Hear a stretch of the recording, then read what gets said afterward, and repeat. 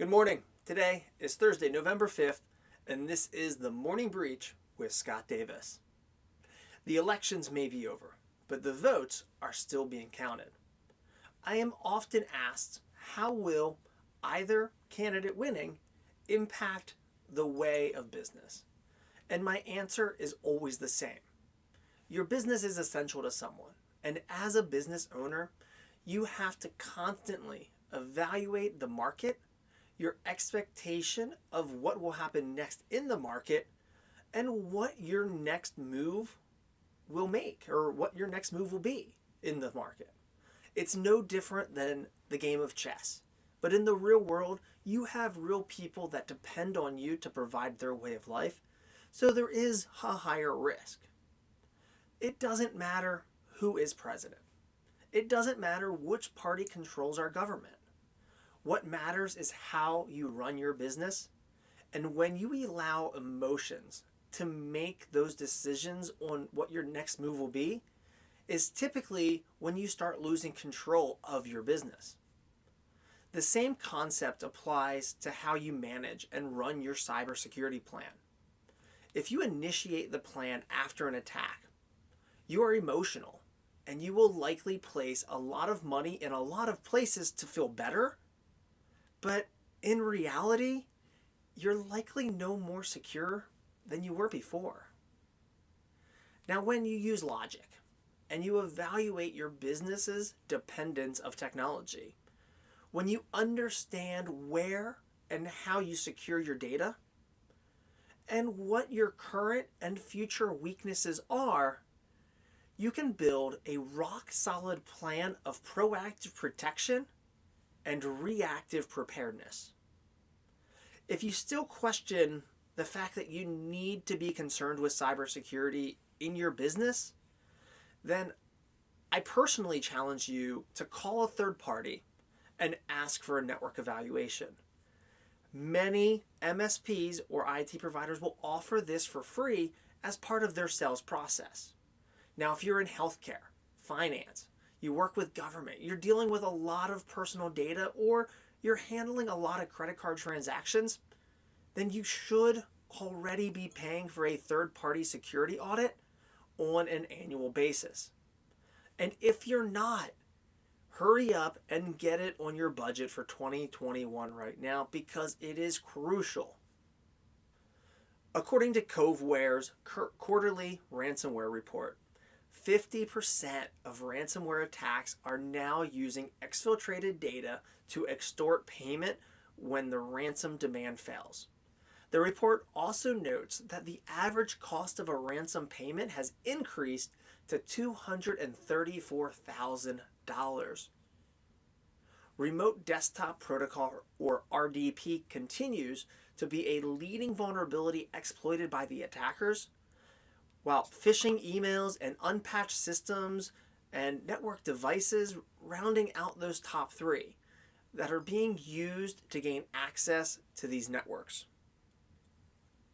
The GEO Group, a company known for running private prisons and illegal immigration detention centers, has announced a ransomware attack which took place on August 19th.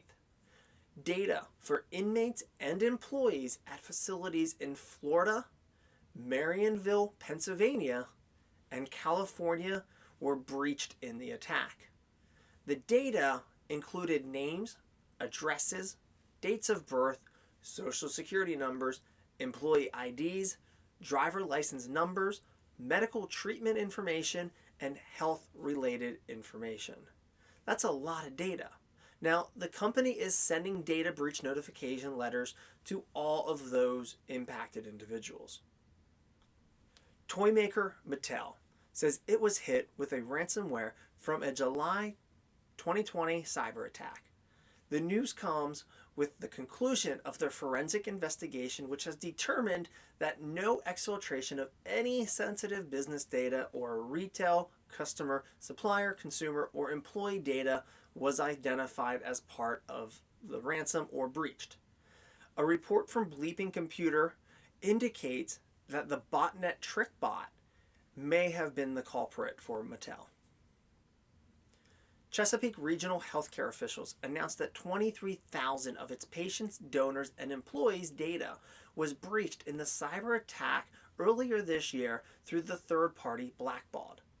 Chesapeake is simply being added to the list that is rapidly still growing of healthcare organizations and organizations as a whole around the world that have been impacted by the Blackbaud cyber attack. And it's one of the reasons it's crucial to make sure you vet and understand how your third parties are storing your data. The online community of marijuana growers has suffered a major data breach after 2 related apps were made accessible online without administrative passwords. Grow Diaries reports that sensitive information relating to 1.4 million users, including passwords, email accounts, IP addresses, have been exposed.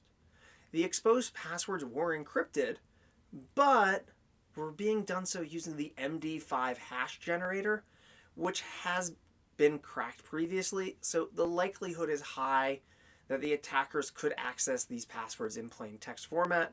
So if you use this, please update your passwords, update your user accounts. California ballot measure Proposition 24, or the California Privacy Rights Act, CPRA, has passed during the election, which adds to the California Consumer Privacy Act, or CCPA, will give Californians the ability to tell businesses not to use certain categories of sensitive information, including race, health, religion, location, sexual orientation, and/or biometrics. It makes it more explicit that do not sell includes data shared between companies, and it triples fines for violations if the consumer is younger than 16 years old. It will also create a new privacy protection agency, which will be charged with enforcing the privacy laws. You can take a deep breath, as it won't go into effect until January 1st, 2023. However, the provisions apply to any personal information collected on or after January 1st, 2022, so you have a year and a month to prepare.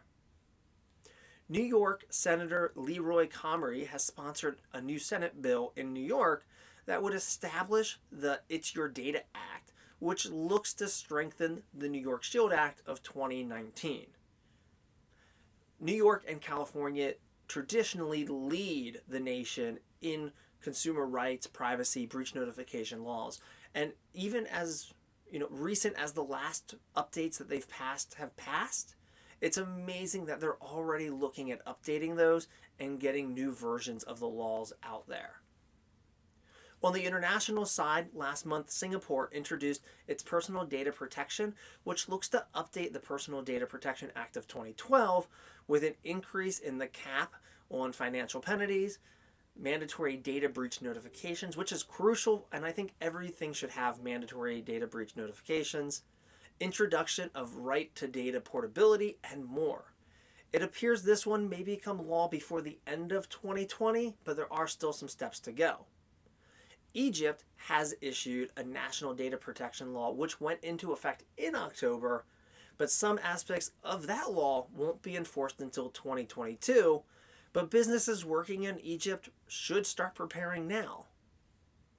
In Brazil, they just passed the General Data Protection Law, or LGPD, and that went into effect September 18th of 2020.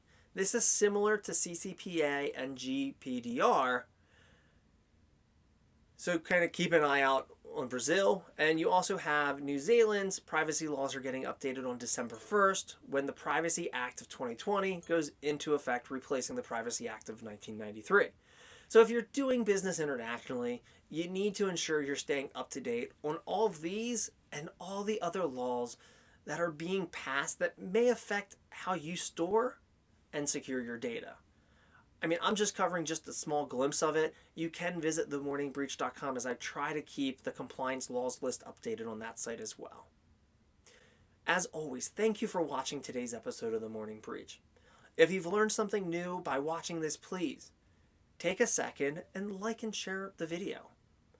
If you want to see more episodes of The Morning Breach or find useful resources in helping you secure your organization, please visit themorningbreach.com and follow along with us on Facebook and LinkedIn. Thanks for watching.